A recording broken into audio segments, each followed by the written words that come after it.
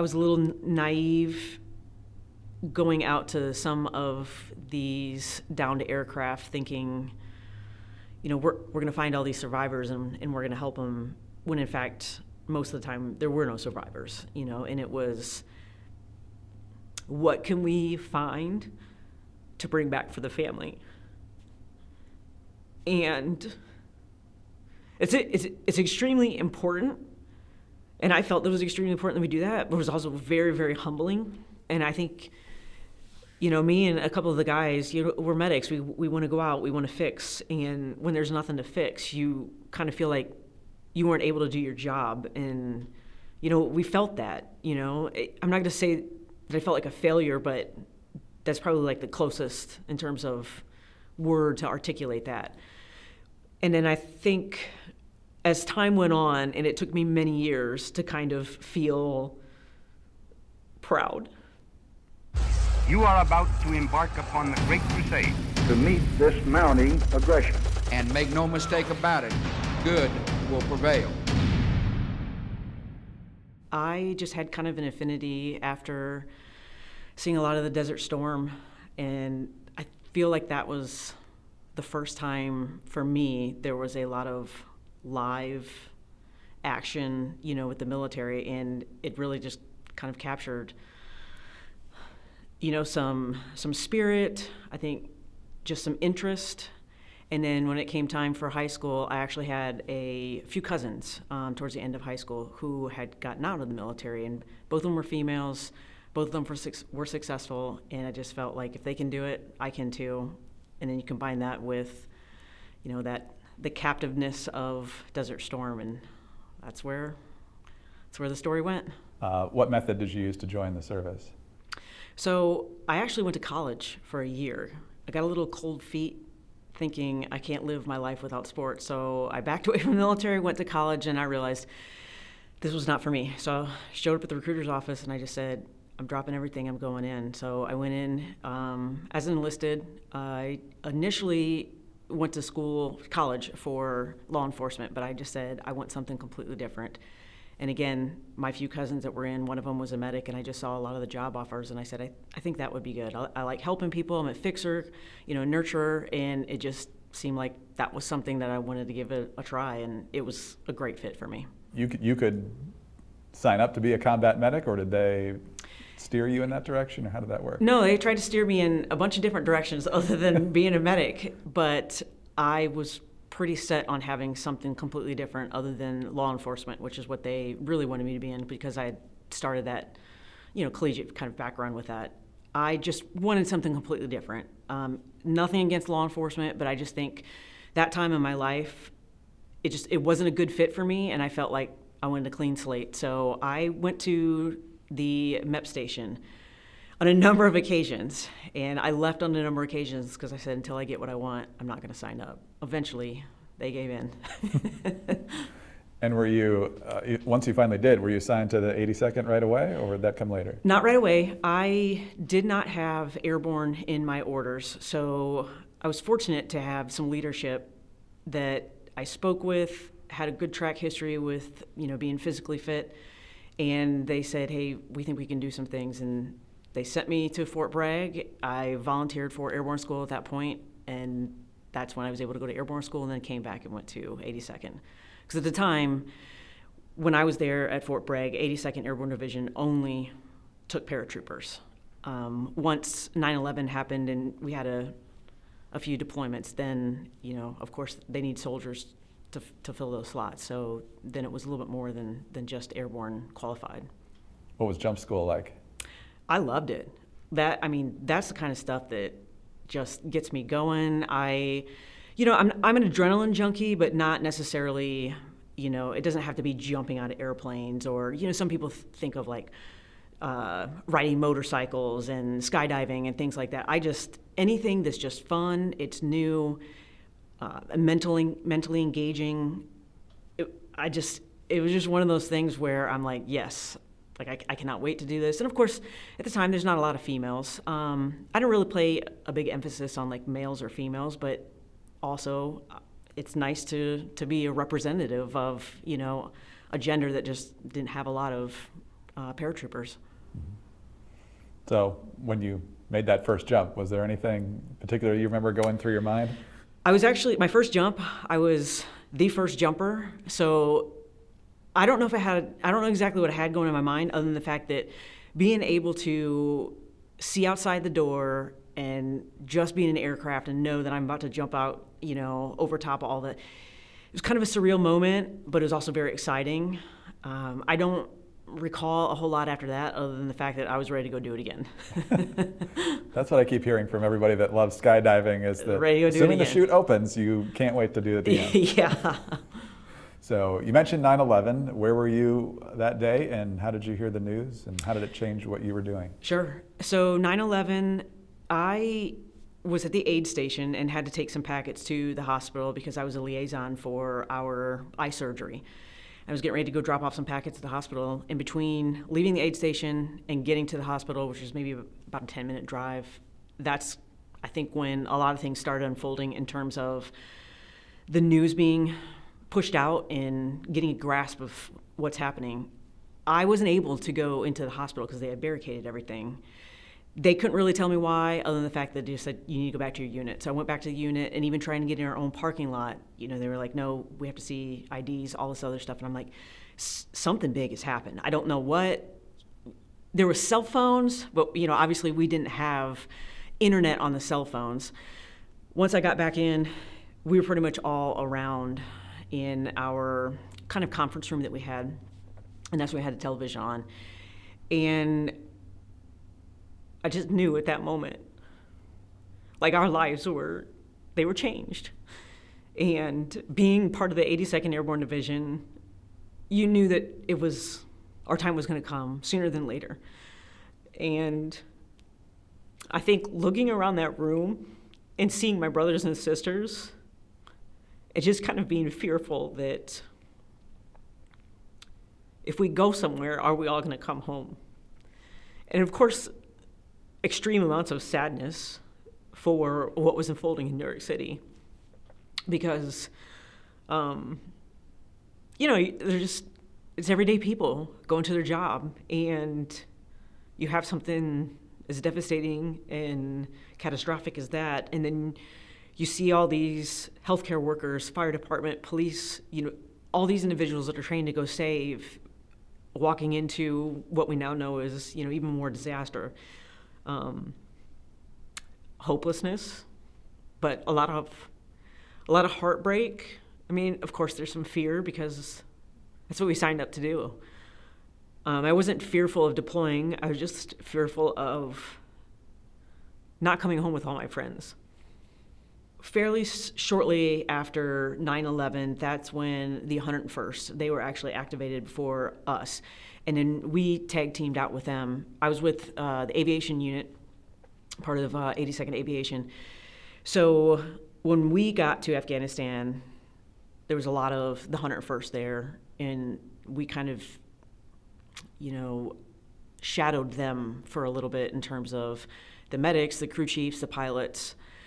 So we were there early 2002, and I want to say about 4 or 5 months prior to that. So, I would say we were there late 2002. So early 2002 is when we found out that we were going to go. Afghanistan, looking back on it, it's hard to compare Afghanistan and Iraq. Iraq was extremely traumatic in terms of the things that we took care of. It wasn't that Afghanistan wasn't. It was just the mission was a lot different. The terrain was a lot different. I think it was more individuals, and a lot of times the individuals in terms of enemy, it was hard for them to kind of mount some of the attacks that they did in comparison to what happened in Iraq. We did a lot of flying, so we accompanied a lot of the infantry units. So if there's a Chinook full of infantrymen, we'd always make sure that we had a medic on there, and a lot of times it was flying to whatever mountaintop and kind of letting them off. And a lot of times in the mountaintops, there's not a lot of other individuals up there. Of course, you had the occasional IED that would come through, but quite honestly, we saw a lot more, local nationals, and a lot of them was accidents, or they would come across an IED and, they lost a limb, or, some of the children were, had some traumatic amputations, so we ended up helping them out quite a bit. You mentioned Iraq, very different. What was your location there? What type of issues were you dealing with medically and otherwise? So we were west of Fallujah, and in terms of like the medical, we were pretty much it. And you know, we're not close to a level 1 at all. You know, we're the basics. And there were a lot of things that came our way that were not basic. We were next to the Euphrates, so a lot of movement in terms of infantry, not just our unit, but just a lot of different units. So if they were out that way and something happened, I mean, we were kind of like the first people. So a lot of mass cows. We were also aviation, so our mission kind of evolved into downed aircraft rescue team. And I think I was a little naive based off our experiences in Afghanistan, thinking it was going to be similar. However, it wasn't. And, you know, I think within the first couple months, there was a moment where I really kind of had a hard time getting grips on the situation because, you know, the guys just like, we ran out of body bags. And I'm like, we didn't use one in Afghanistan. And I think that's kind of when things really kind of hit me. Is just like, we're barely into this deployment and we've ran out of body bags. And you don't think about like reordering things like that. And when I did, it's just like, I can't believe this is actually, you know, what we're doing. We're actually using these bags, and, you know, we're using them on mostly U.S. service members. And I also think that I was a little naive going out to some of these downed aircraft thinking, you know, we're going to find all these survivors and we're going to help them, when in fact, most of the time, there were no survivors, you know, and it was, what can we find to bring back for the family? And it's extremely important, and I felt it was extremely important that we do that, but it was also very, very humbling, because that's not what you want to do. And I think, you know, me and a couple of the guys, you know, we're medics. We want to go out, we want to fix, and when there's nothing to fix, you kind of feel like you weren't able to do your job. And, you know, we felt that, you know. I'm not going to say that I felt like a failure, but that's probably like the closest in terms of word to articulate that. And then I think as time went on, and it took me many years to kind of feel proud. Because when you go to some of those crash sites and you can't help, I think I let that feeling overshadow the good things that we did in terms of, I know those men and women were treated with dignity and respect, and we made sure that whatever parts and pieces and whatever dog tags and whatever other personal elements, we collected as much as we could to get that back to them. And, you know, there were some times where it was pretty sketchy because there was still some enemy in the area, but I think for me, it's like, I know this is what I would want, so I don't care. You know, I don't care if enemy's in the area. I don't care if it XYZ, you know. Maybe I should have cared, but at the time, you know, I didn't. It was just more of like, how can we do right by these individuals? And, you know, sometimes, you know, the best thing we can do is collect, you know, whatever it is for their family members. On one of those missions, there was a female who was deceased, and I just remember when we went around to identify them, and I saw her ID card, and I saw her picture, and I saw how vibrant and colorful she was, and then kind of put it next to her body. It stuck with me. It made me mad too, because I'm just like they're doing this to us, and she's stuck in my mind, and I didn't know why until several years later. I got in contact with my friend, and we were having a conversation, And again, I hadn't spoke to her in many years. And somehow we got on that topic, and she said her name, and I was like, oh my gosh, like I was there, when she passed away. And what's ironic is that particular aircraft that was shot down was actually headed to, I'm not sure exactly where, but basically dropping them off somewhere so that they could go home on leave. So they were planning a party for her, expecting her to be home in however many hours, to throw a party. She's on leave, see all these families and friends, and unfortunately that party turned into, a funeral. Now, after your deployments to Iraq, I believe you then served at San Antonio with Wounded Warriors. Was that at Brooke Army Medical That Facility? was, yes. Okay. What was your job specifically there, and what impact did that have on you? So I was kind of torn if I wanted to go to PA school or nursing school, and I had a couple different reasons. Our PAs were deploying, and I was like, I just need to get out of this cycle. And I also liked connecting with patients, so that's why I chose nursing. So I ended up going to UNC. It was close to Fort Bragg, so I did the commute for a little bit, and I wanted something different. I wanted a larger hospital. Obviously, Iraq and Afghanistan, those deployments were still happening, and I had done quite a few medical schools and just different things down in San Antonio. So I knew that I liked the area, and I was like, let's give it a try. At the time, my daughter was young. I mean, I don't even know if she was quite a toddler, 1, 2 years old when we got down to San Antonio. And it's just very family friendly. Big city, but a small town feel. And in my mind, it was, I wanted to take care of Wounded Warriors. It happened to be an inpatient ortho floor, because I had these deployments, I had these experiences, and I felt that I was going to be able to relate, and I had all these things that I could, felt like I could give back to these individuals. And I think I did. I hope I did. But, hindsight's always 20/20, and I learned so much from them in terms of like mindset.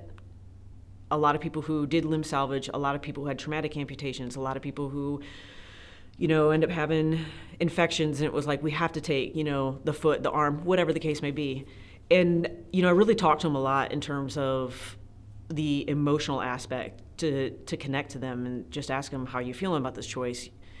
I don't know why, but that just felt very important for me to be on that level with them. And in reality, they were giving me the blueprint of how to go through my medical issues. So here I am thinking, I have all this stuff to give back, but I think they gave back to me more than I gave to them. How soon after that did you discover the cancer in your leg? So I was diagnosed in March of 2013, but towards the end of 2012, I was having some issues, and we just didn't exactly know why. So it took some time. It was also misdiagnosed. You know how it is with the medical field. You kind of have to, and there were no huge red flags. That was the other thing for me. Mine was very atypical in terms of presentation. So I was only at San Antonio for a little over 2 years, 2.5 years before that's when I started having my, own medical issues.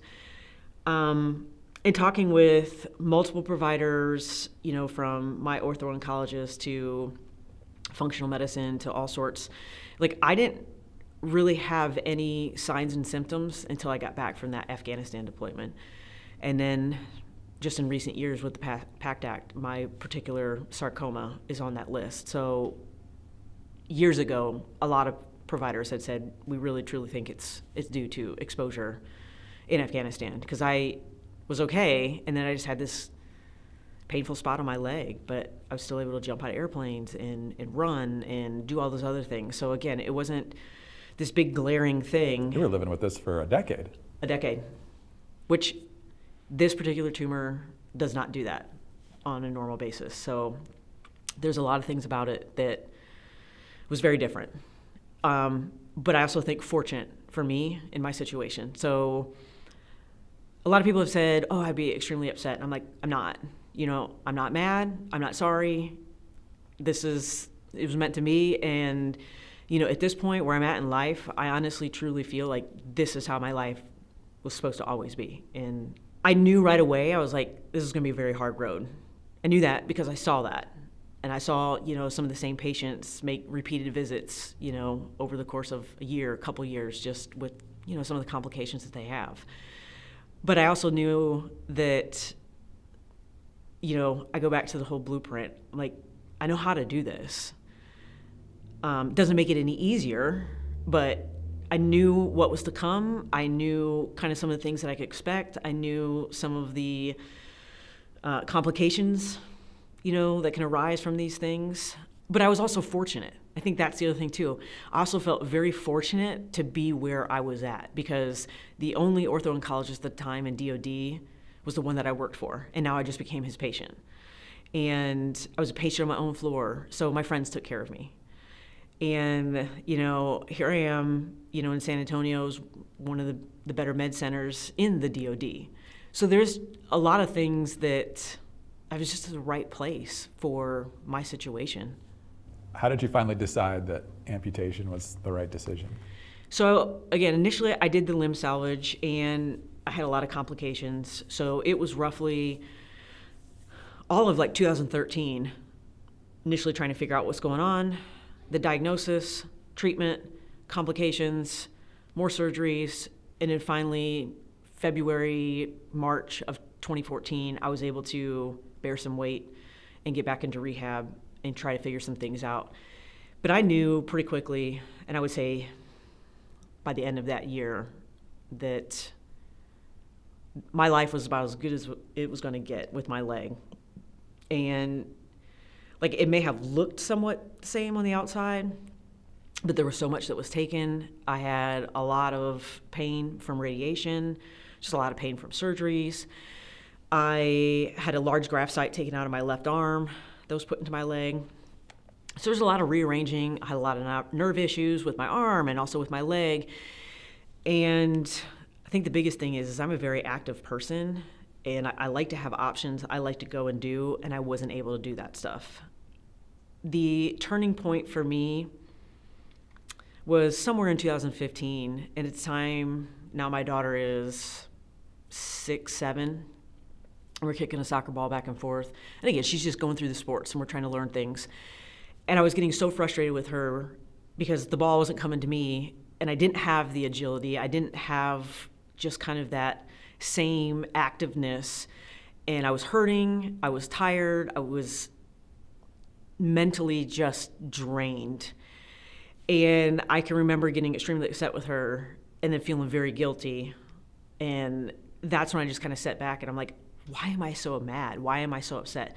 And I was just frustrated with my life. I'm like, I can't live my life the way I want to live it. I feel like this ceiling is so low on me. And that's when I started talking to some people, and that's when I started really kind of thinking, okay, some of these mental hurdles, again, I'm like, we took a large portion of my left arm to put in my leg, and I'm like, I can't cut my leg off because we did all this stuff with my arm. And I'm like, is that worth it? Is it worth to live this kind of crummy life that I would consider?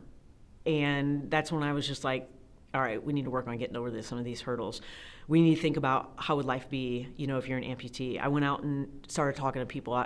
When I would do adaptive sporting events, I would find those people that did limb salvage. I would find, a lot of them were men, and I got great stuff, but there's not a lot of female mothers that did limb salvage to amputation. So that was kind of the target audience. I found them. I saw a lot of them being successful and still able to get out there and do it.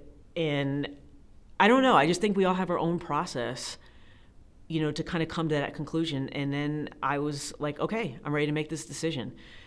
It's not that I wasn't okay with it before, because I had told my surgeon initially, I was like, you do whatever you got to do. I was like, I need to be a mother. I need to be there for my kid. I've been a single parent since she was born. So I didn't care, about the amputation. I just didn't want to go through more surgeries and have to take those steps back. And then, but like anything in life, sometimes you have to take a couple steps back before we can really make those big, journeys forward. And I asked my surgeon one day, it's probably one of the most anxiety-provoking conversations because I'm very much a realist, and he was very supportive. I had no reason for him to tell me no, but in my mind I'm like, he can say no. Like, he can say no. And I kind of grew that he can say no into like a big monster, but I was like, I have to ask him. I didn't even ask him, and he finally was just like, I think you're getting to the point of, wanting an amputation. And I said, yeah, that's the direction I want to go. And it was a lot of happy tears because I just felt like I think I can get my life back. So I don't regret the choices that I made, but amputation is definitely by far the better choice for me. Now, after the surgery, how long of a recovery process is it, and how quickly after that did you start thinking about adaptive sports? I mean, I was thinking about adaptive sports even after my initial diagnosis, and I was very heavily involved in adaptive sports, but I wasn't able to run because I wasn't able to weight bear and actually had quite a bit of my tibia taken out. So just walking, sometimes I would get stress fractures. Unfortunately, after the amputation, I had more complications. So my journey to get into like a prosthetic full-time is not the normal one. I ended up needing kind of another significant surgery, and that was towards the end of 2017. And after that one, that's when I was able to really heavily get into wearing a prosthetic every day, walking, starting to get into an all-purpose leg, starting to get into a run leg, starting to, okay, I can get on a bike now and work towards making legs specifically for, those events. It was May of 2018 when I did my first, I would say, sprint triathlon, because I had done a couple of triathlons that were adaptive sporting events, but first sprint triathlon, and 3 weeks prior to that, I had an all-purpose leg that you could run in. And I contacted the program manager at USA Paratriathlon. I said, if I do this race, and I get a qualifying time for nationals, will it count? And she said, yeah, it will. And I did. And I went on to nationals a couple months later and did very well. And they were like, hey, we would need to get you on to the international level. And end of 2018, that's where I was at. I was racing international level, and here we are incredible. today. Your first year doing it, you're already an elite global I know. athlete. Yeah. Here. I mean, that is not the traditional pathway. There was just, a few things that worked out, and someone was retiring and I had a slot, and I said, yes, I'll take it. I'll jump in. So, May of that year, I'm in an all-purpose leg. In September of that year, I'm racing in, the World Triathlon over in Australia. It was crazy. But I mean, I was so tired of being on the sidelines that they could have asked me anything, and the answer was going to be yes. I was like, I don't care. I'm getting out there. I'm giving it a go. Like, I know that I'm not in shape for this where I want to be. I know that I have way more, potential, but at the same time, everybody's got to start somewhere. Well, you started and rose very quickly, and soon they're talking about you as a Paralympian. Perhaps the year delay due to COVID gave you even more time to prepare properly, but talk about getting that opportunity and doing really well there. Yeah, so it was a little frustrating and disappointing because my category was not selected for the Tokyo Paralympics, but they said my category was allowed to race up into a women's category that, for all intents and purposes, have more ability than me. And again, I'm like, it's an opportunity. I'm going for it. Like, I don't care. Like, making the games would be the equivalent to a gold medal for me, especially when it's not my category. And quite honestly, not a lot of people thought that I was going to be able to do it because I was so new into the sport. I really didn't have a basis for points and just experience. COVID definitely helped because it gave me that extra year. It definitely did help. I would prefer we not have COVID, but sure. I mean, it was a little bit of a silver lining for me. And I ended up making the team. I ended up making the team and was able to race in Tokyo. I ended up getting 7th in a category that's not even mine. It was a great experience. I think, most people, we have some really good experiences. We have some really good memories. And then there's these handful of memories, that we kind of put in this really kind of special box. And that's definitely up there for me. And I understand why people go another 4 years because it's so hard to describe that feeling, but I just knew that I want that feeling again. And fortunately for me, they announced that my category will be a medal event in Paris. In this last race that I did a little over a month ago, I was able to get an automatic qualifying spot for Paris. So You're in. I am. You have persevered in ways that ought to inspire everyone. So for anyone who has that horrifying diagnosis or wonders if they can, live fully as they once did, or whatever their situation is, even if it's not exactly like yours, what would you encourage them to think about and take from your story? One of the things that on my deployments is how can I kind of take this really dark situation and turn some light into it? And it was like, how do I make my friends proud? And for me, it was like, I'm here and I can. So that was one of the things I hung on to for a while. And then I think with my medical stuff, I still kept that same, but then for me, it's ability, not disability. And I think that's the thing, is there's so many people out there who we all have a disability. You know what I mean? Maybe it's just financial disability, your car disability. Mine's a little bit more obvious in terms of the leg, and then you have, your hidden disabilities. But we all, as people, have so much more ability. And I think for me, I wished we as a society focused more on the ability versus the disability. So that's one of the things that I think about. Like, I have so much ability, and I can still be very productive in my community, as a mother, in triathlons, with my friends, with my families. And it took me a while to get to that point. It's not easy to get to that point. But I think that's one of the things that I would share is, you may have this heavy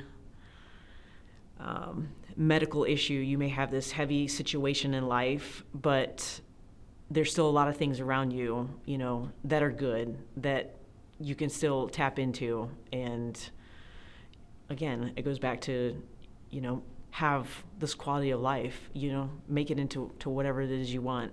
Again, this is not something that I thought about. However, being able to accept the new me, like, I'm very, very content and very happy with the direction of how things have gone for me.